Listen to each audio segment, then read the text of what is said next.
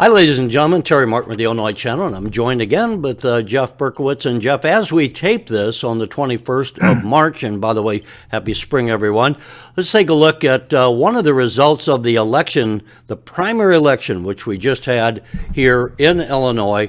And it is, we bring this up, the 12th congressional race, where Darren Bailey, the former gubernatorial candidate, of the Republican Party against Governor Pritzker, was seeking to replace Congressman Mike Bost, but he came very close, just failing by 2,600 votes or so in the end. So, Jeff, one of the very close races and significant, given that Darren Bailey was the gubernatorial candidate and was trying to establish himself even further by moving on to Congress. That's not going to happen. We'll have to see if there's any political future for Darren Bailey going forward. But that wasn't the only thing happening. And you are, Jeff, you've taken a look at some of the races, I think what we call the Eastern Bloc, some of the other conservative Republicans. Right. What can you share on that? Well, state reps Adam Nieberg, Blaine Wilhauer, Brad Holbrook all survived primary challenges this past Tuesday. Importantly, very importantly, Wilhauer and Nieberg both faced teachers union backed opponents. Wilhauer won with a resounding, this comes from wire points too, shamelessly taking from wire points on this. Wilhauer won with a resounding 79% of the vote, and I keep saying it wrong, Nieberg, an incumbent. He was an incumbent running as a write-in. They had knocked him off the ballot. He won as a write-in with an even bigger 98% of the vote. So big win for the conservatives in the Eastern Bloc, big loss for the teachers unions who came after them. And they spent several hundreds of thousands backing their candidates. And so this is an important part of the coalition, the Eastern Bloc, important part of the Republican Party coalition in Illinois. These are conservatives. Blaine Wilhauer could be a candidate for governor. He is very, very articulate.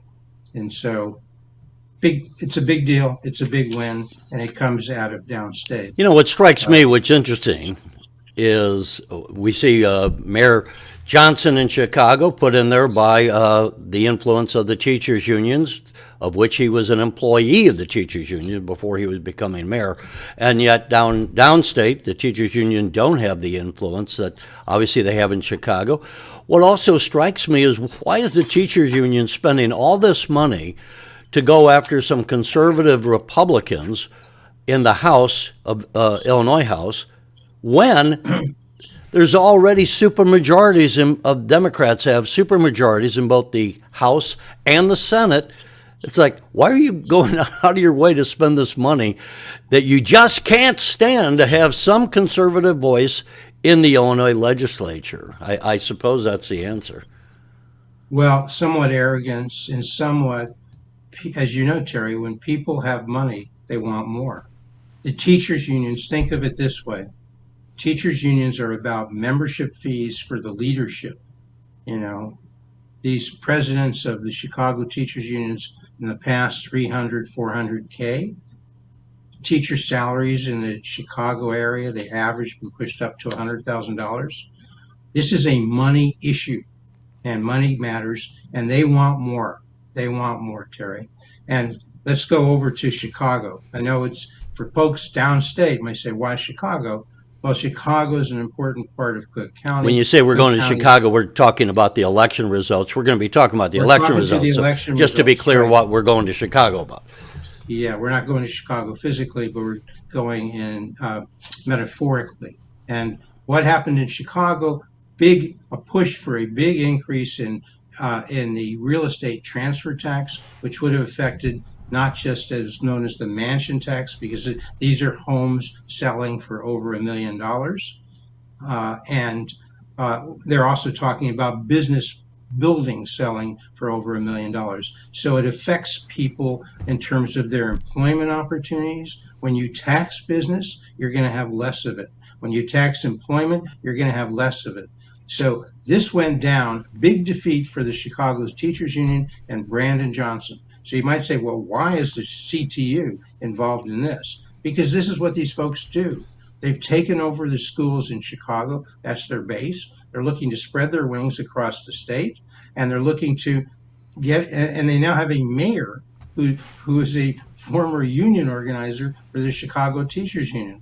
So it's a chaotic world we live in, chaotic state and Well, I chaotic would city I would government. characterize this as it was one more money grab because Chicago is financially going down the tubes, and these people are semi-communists, certainly socialists, and they go, oh, the $1 million home, let's tax that equity that people have built up over years. You got a bunch of people now who are in retirement.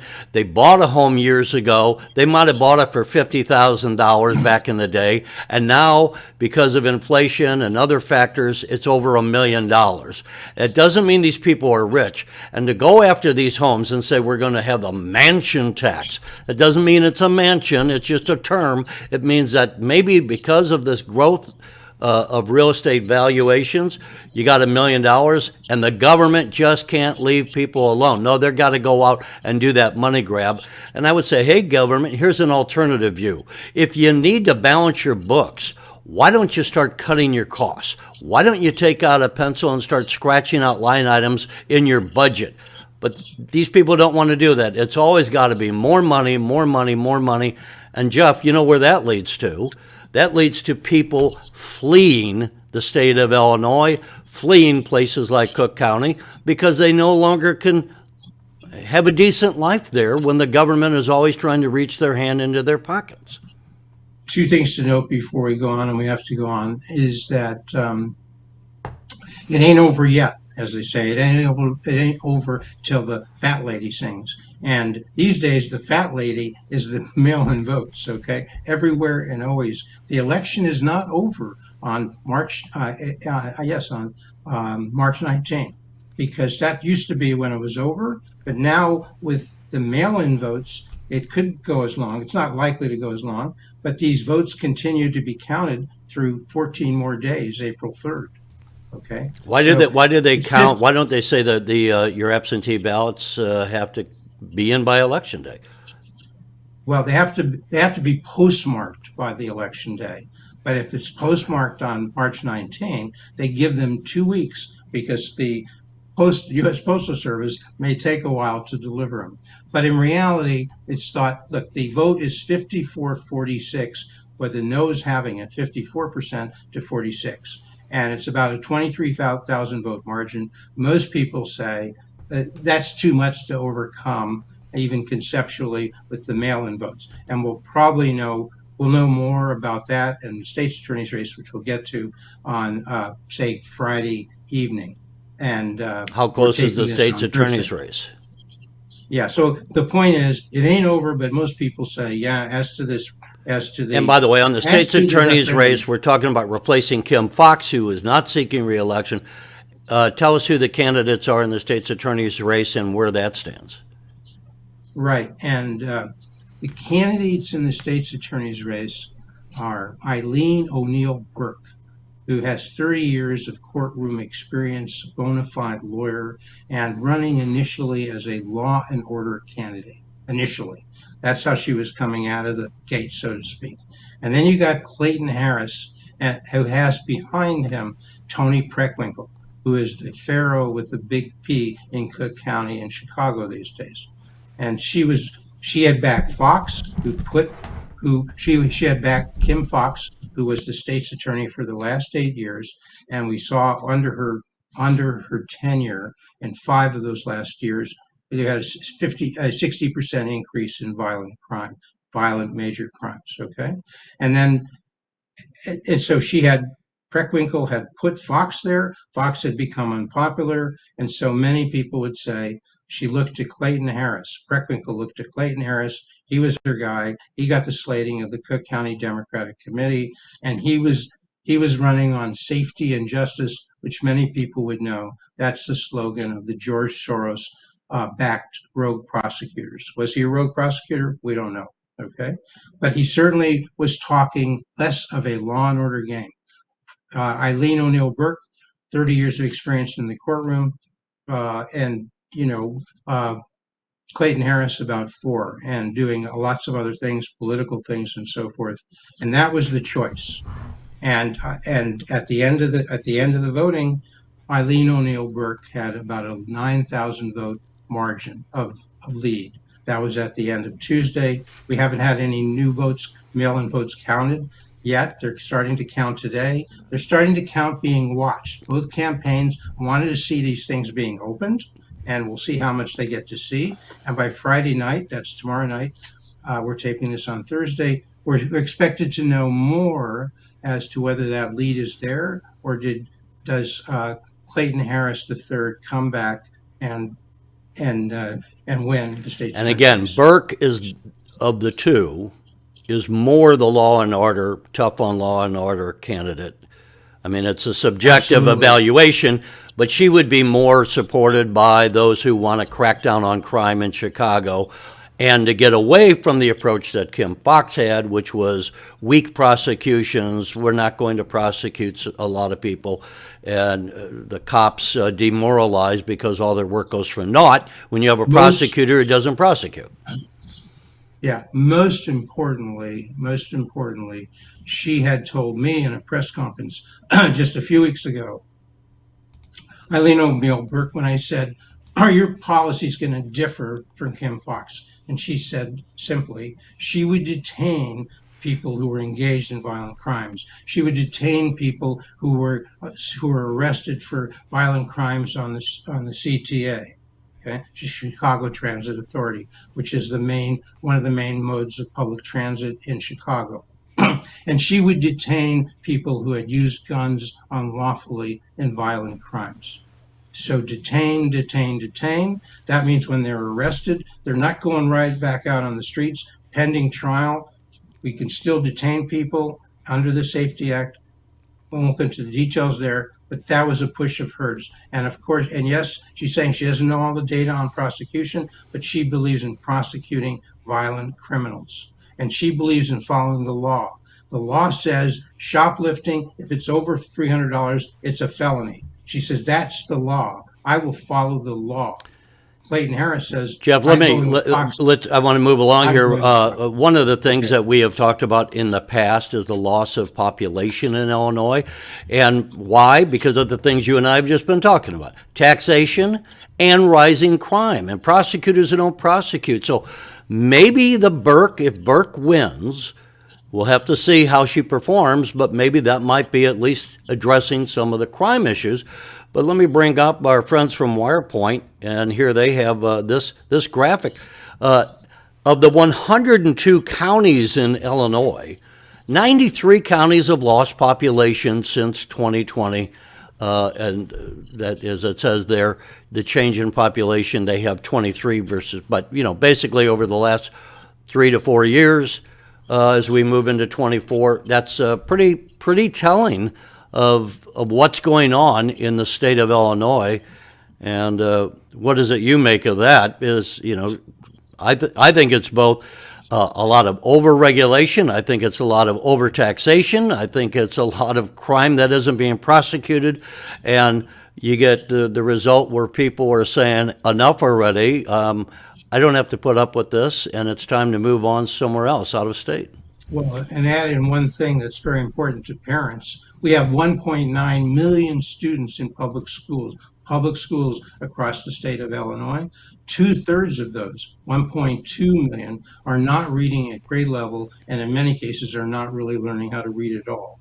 Two-thirds, Terry. This is not just a CPS problem. This is an Illinois problem, an Illinois public sector problem. So people are fleeing the state, despite what Governor Pritzker says, because of high taxes, because of high regulation, and because of failing schools, and because of a pension problem that could explode and about to explode and cause a lot of people, businesses and individuals, very And high property liability. taxes that have not been diminished. Property taxes which are taking away the equity that people have in their homes, and that's the private sector's savings, life savings, the private sector savings for their retirement.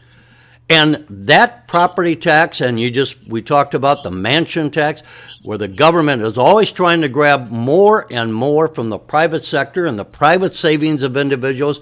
And they're saying, why should I be pushed into bankruptcy and poverty in my old age to give massive pension payments to these people who have worked for the government for 20 or 25 years? Right. It's ridiculous. And just remember the flip side. We were talking about failing public schools, but they're failing at a very high expenditure. In Chicago, it's more than $30,000 per kid per year. So you're getting failing schools, kids can't read across the state of Illinois, and you're getting way too high teacher salaries. And the flip side of high teacher salaries is high property taxes. The major component of high property taxes across the state of Illinois is high public school expenditures, which are mainly teacher salaries. So until we address some of those problems, Illinois is continuing to lose population, lose businesses, and lose political power relative to other states that are growing. And Jeff, let's follow. We're going to stay with the theme of elections on the show, but it's not just in Illinois. Illinois is a very blue state, but we're seeing pushback on these issues we're talking about. Too much government, too much taxation. Our schools are failing, not just in Chicago and Illinois, across the nation. And people are really starting to get fed up. And we see this in polling. And here we have in key Democrat voters that traditionally the Hispanics and blacks, we see Donald Trump making major inroads into those with virtual tie on Hispanic voters. And of course, that's the argument is why Biden has kept the border open, trying to bring in more people who might vote Democrat in the future.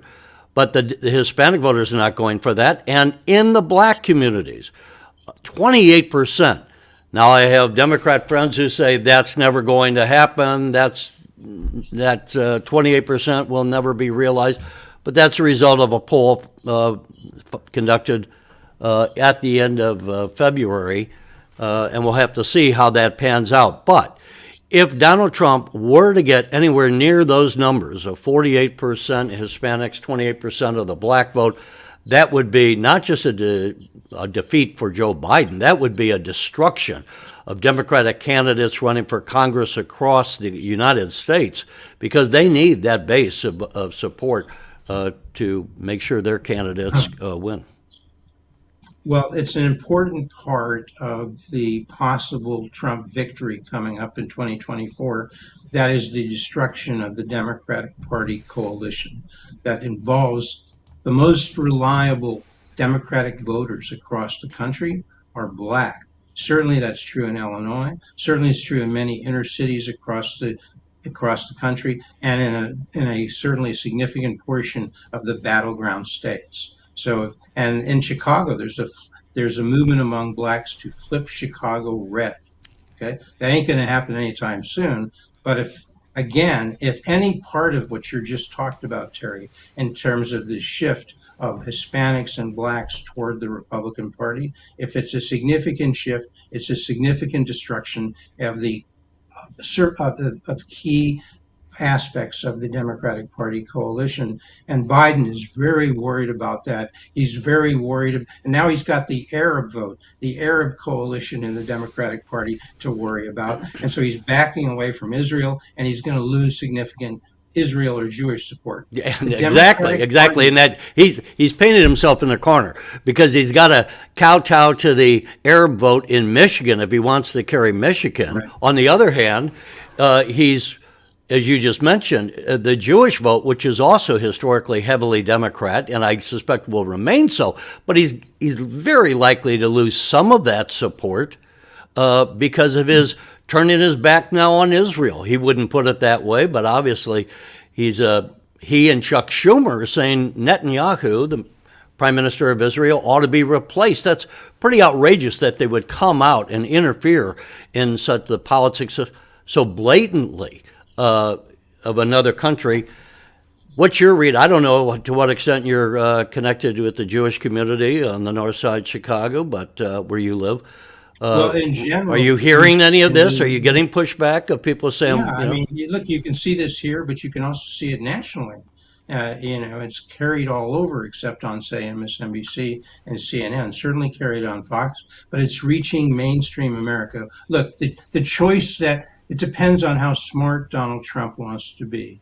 If he can avoid, if he can overcome these legal obstacles, which we perhaps will get to, the 4 or 5 major cases that are out there, if he can avoid that, if he can delay that, if he can defer that, if the election can be about inflation, about crime, about immigration, about the power of the United States to be a major force in the world, to overcome this threat from China, from Russia, from Iran, from North Korea. If those are the issues we're talking about, Trump wins. Trump wins. If he lets it be go back to these other issues that Trump from time to time gets dragged into, Trump and the Republican Party lose. That's it in a nutshell. We've been talking about the coalition constituency issues for Biden, but the point is Biden can't run on these issues. He can't run on immigration. He can't run on the border issues because that's a major failure he created. He can't run on inflation because he created that. He can't run on crime because he created that. He can't run on foreign policy because America is becoming weaker under Joe Biden relative to China, relative to Russia, relative to Iran, relative to North Korea. So what can he run on, Terry? He can run on two things. Trump is a danger. He's causing us to lose democracy. That's a tough argument. And he can run on abortion. That ain't going to win if the Republicans are smart and focus on the issues that Americans care about. yeah, and the thing is, not only is Trump losing, or Biden rather losing support as we see in the polls, uh, but he is also plagued with a number of things going on that have been causing people to doubt just if he's the right guy for the job. And one of them is we had this week the House of Representatives had a hearing yesterday, as we talk about this, that looked into what was going on, what has been going on with the Bidens and in dealing with the Chinese and whether the Bidens have made any money in corruption. Let's take a listen to what Tony Bobulinski, who was for a short time a business partner of the Bidens and had met directly with Joe Biden as well as Hunter Biden, which undermines what Joe Biden was saying, that he never talked about business dealings with his son Hunter. Let's listen to what Tony Bobulinski testified. Mr. Bobulinski, do you know whether the Biden family made any money from China? They did millions of dollars. I think approximately 8 to 9 million. The Biden family has made millions of dollars from China, correct? Correct. And you said at least 9 million? Yeah, I think it's actually over 10 million, but I'll leave those details up to you guys. So there you go. Tony Bobulinski saying the Bidens have made millions. He has texts from Hunter Biden. He has phone call records. He has documentation. It's not just his word. He has evidence to back that up. And so the question about whether Joe Biden is corrupt continues to go on. A lot of evidence continues to be uncovered through these hearings. Ostensibly, that's through an impeachment hearing. I don't think there's any way the Republicans are going to bring up impeachment against Joe Biden with the election now just something 8 months away. But it is conceivable that this would have another bit of erosion on the Biden appeal for a reelection. And in a tight race, which it appears to be and will probably continue to be for some months to come, anything that Biden is losing there is obviously going to cost him. And we should also note in other polling that Biden is behind in all the 7 swing states that are likely to determine who is the next president. Right. And we noticed we've mentioned the problems of the National Democratic Party and Joe Biden without mentioning his age, which is 81. And then Democrats say, well, he's 81, Trump's 77. What's the difference? Well, the difference is Joe Biden is a visually old 81. Trump is a visually younger, more forceful, more energetic 77. And the other thing that's been brought to the fore by a number of sources, and what we can see with our own eyes, is a frail Joe Biden with questionable ability to handle mentally, intellectually, the issues that the United States president has to deal with. These are not simple issues. You have to be sharp. And Democrats say, oh, he's very sharp. You just can't see it. It's privately. Well, Americans believe what they can see. And if Biden's going to do another in the basement strategy without COVID, and he's not going to come out, we've seen cases, and Fox has shown it, Well- others, where Biden is questioned, Terry, excuse me, Biden is questioned, and he's been talking, he's about to be questioned, and literally the handlers guide him and push him away from the press. They're not going to tolerate this, Terry, and he can't do it just by teleprompter, State of the Union, one night, coached and helped by meds. He's got to be out there for the next 7 months, or he's going down. Not physically, he's going down in the vote on November 5. You heard it first here, okay? You know, the other major thing that's happened is the effort by the Democratic Party in using local prosecutors to use the law as a weapon. And everyone knows this. They've had these prosecutions going up. As we tape this on Thursday, the 21st, coming up on Monday, President Trump has to come up with about $450 million to satisfy a judgment that was made against him for allegedly misrepresenting the value of his properties.